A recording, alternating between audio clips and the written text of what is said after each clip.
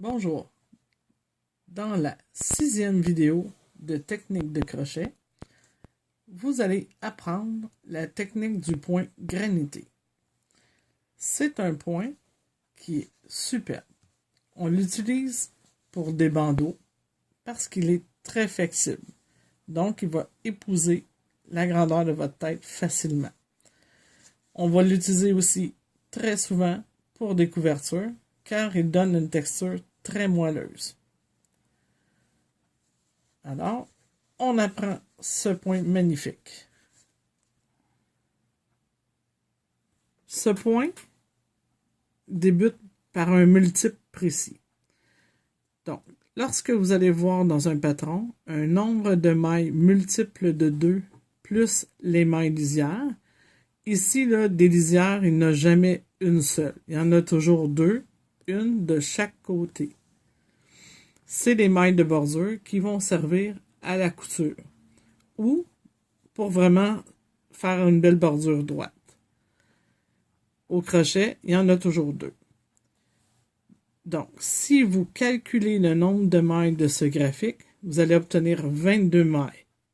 Et de là vient un multiple de 2 qui est 20, parce que 20 se divise par 2, plus une maille lisière à chaque extrémité. Ici, dans l'explication, on aurait pu ajouter une maille lisière à chaque extrémité. Ça aurait été plus précis. Alors, on débute. Je vais faire mes 22 mailles chaînettes.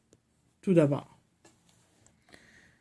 je viens de terminer mes 22 mailles chaînettes et on va débuter le premier rang. Juste avant, je vais vous apprendre à placer votre main. On doit tout d'abord passer le fil sur le petit doigt, comme ça, et l'enrouler. Venez placer votre index sous le fil et la laine doit être un petit peu plus haute que la jointure. Ensuite, avec votre majeur et votre pouce, vous venez tenir l'endroit où on travaille. Aussi facile que ça. Et votre crochet, vous pouvez le tenir soit comme un crayon ou soit par-dessus. Ça, c'est vous qui décidez comment vous êtes mieux. Donc, on part le premier rang maintenant. Je dois faire ma maille en l'air en remplacement d'une maille serrée sur ma 22e que j'ai identifiée ici. Ma 22e est toujours celle qui est avant la maille qui est sur le crochet, car celle du crochet ne compte jamais. Je viens faire ma maille en l'air. Je vais venir me placer un marqueur dans cette maille en l'air. Ensuite, on me demande de faire une maille serrée juste ici. Donc, si celle-ci, attendez, je vais vous l'indiquer, si celle-ci est la 22e, celle-ci est la 21e. Donc, elle est juste à côté par la gauche. Donc, celle-ci était ma 22e. Ici serait ma 21e. Et je vais effectuer une maille serrée en piquant dans cette maille. OK. J'ai fait ma maille serrée.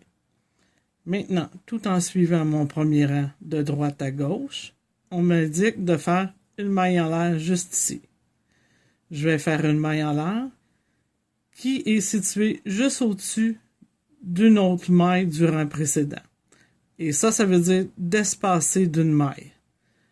Parce que la prochaine maille serrée qui est ici va être piquée dans la suivante. Donc, voyez-vous, 22, 21, dans la 20, il n'y aura absolument rien. Et dans la 19, on va venir mettre la maille serrée. C'est que ça veut dire, techniquement, je fais ma maille en l'air, j'espace d'une maille qui est celle-ci pour venir piquer dans la suivante et exécuter ma maille serrée. De cette façon. Et là, je vais vous donner un petit truc qui va vous aider beaucoup pour partir ce point.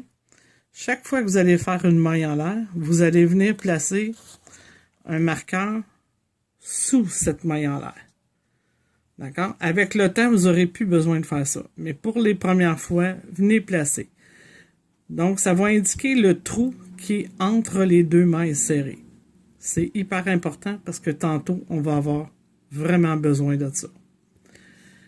Et on poursuit en faisant toujours une maille en l'air au-dessus d'une maille du rang précédent et on va piquer une maille serrée dans la suivante. Donc, tout le temps de cette façon jusqu'à la fin du rang complètement. Voyez-vous? OK, nous sommes rendus au deuxième rang. On doit tout d'abord débuter par une maille en l'air et ensuite fabriquer une maille serrée sous la maille en l'air du rang précédent. C'est pour ça qu'elle est en vis-à-vis. Mais on n'ira pas dedans, nous allons aller en dessous où on a mis notre marqueur. Et on va travailler ainsi de suite jusqu'à la fin, avec toujours une maille en l'air entre chaque, en alternance. Donc, deuxième rang plutôt. Je pivote, mon fil est toujours derrière mon crochet, n'oubliez pas. Je fais ma maille en l'air qui est en remplacement, donc je dois l'identifier. Je m'en viens faire ma maille serrée sous la maille en l'air du rang précédent. Et là, c'est là que c'est magnifique parce que j'ai mis ce petit marqueur, donc je sais exactement où aller piquer. Et je me fabrique une maille serrée ici. Après, je peux enlever mon marqueur, tout simplement. Je suis pris. Maintenant, je vais refaire une maille en l'air. On saute la maille serrée du rang précédent pour venir piquer, encore une fois, sous la maille en l'air du rang précédent. Et je fabrique ma maille serrée. Et si je veux me faciliter la vie pour le prochain rang, je vais tout de suite identifier où ma maille en l'air est située pour mon prochain rang. Donc, entre les deux mailles serrées. D'accord? C'est vraiment ici qu'on doit identifier. Et on poursuit de cette façon, en suivant le diagramme, jusqu'à la fin de notre rang.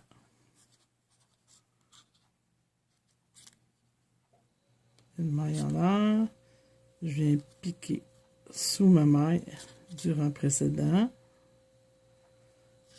J'ai travaillé un petit peu plus souple que d'habitude, mais c'est pour bien vous montrer. J'arrive vers la fin du rang. J'ai donc placé ma maille serrée sous la dernière maille en l'air qui était possible du rang précédent. On va venir voir sur le graphique. Donc, c'est celle-ci que je viens de faire. Je vais faire une maille en l'air, comme ça ici. Et je vais venir placer une dernière maille serrée sur la maille en l'air du rang précédent. Donc, c'est facile. Celle-ci, elle a un marqueur dedans. Je la trouve très facilement, comme ça ici. J'enlève le petit marqueur et je termine avec ma maille serrée. Maintenant, pour le troisième rang, qui devrait être placé ici, troisième, le 1, le 2 et le 3, se lie encore une fois de droite à gauche parce que c'est un nombre impair. Je le débute avec une maille en l'air. Je viens me placer comme ça ici. Une maille en l'air. Je viens me placer un petit marqueur dedans.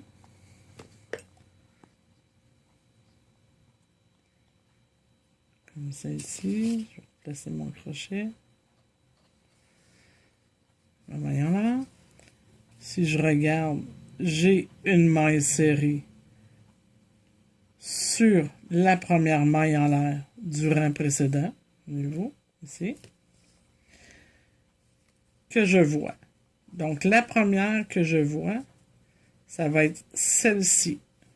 Je n'ai pas de marqueur dedans, puisque c'était la dernière que j'avais fabriquée. Donc, je vais venir faire ma première maille serrée ici. Ensuite, comme à l'habitude, je vais faire une maille en l'air, une maille serrée, une maille en l'air, une maille serrée, et toujours en alternant là, la position de mes mailles. Donc, une maille en l'air, je vais venir sous la maille en l'air du rang précédent. Et là, c'est facile à trouver parce que j'avais mon petit marqueur. Je vais faire encore une maille en l'air. Et je vais venir sous la maille en l'air du rang précédent. Et ainsi de suite jusqu'à la fin du rang.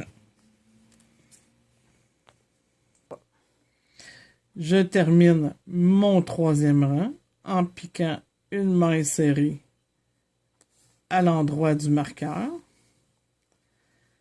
Et voilà, j'ai 3 rangs d'effectués. Voyez-vous, ça fait super joli. Et c'est flexible, comme vous voyez. Très agréable pour une couverture. Si vous avez le goût de vous lancer dans une couverture, c'est le point parfait. Et super facile à réaliser parce que les rangs débutent toujours de la même façon et terminent toujours identiques. Alors, si on se réfère à notre graphique, vous avez tout simplement à répéter toujours le même rang, les 2 derniers que je viens de fabriquer, jusqu'à temps que vous allez avoir la hauteur désirée. OK. Je vais vous montrer à compter vos rangs. J'ai fait plusieurs rangs ici et j'ai terminé par l'envers du travail. Je sais que je suis sur l'endroit du travail car mon petit brin de départ est à gauche. Lorsqu'il est à gauche, c'est l'endroit du travail que je vois. Pour compter mes rangs maintenant, on va compter les petits V ici, en alternance. Donc, 1, 2, 3, 4, 5, 6, 7, 8, 9, 10, 11, 12. J'ai effectué 12 rangs. Aussi facile que ça.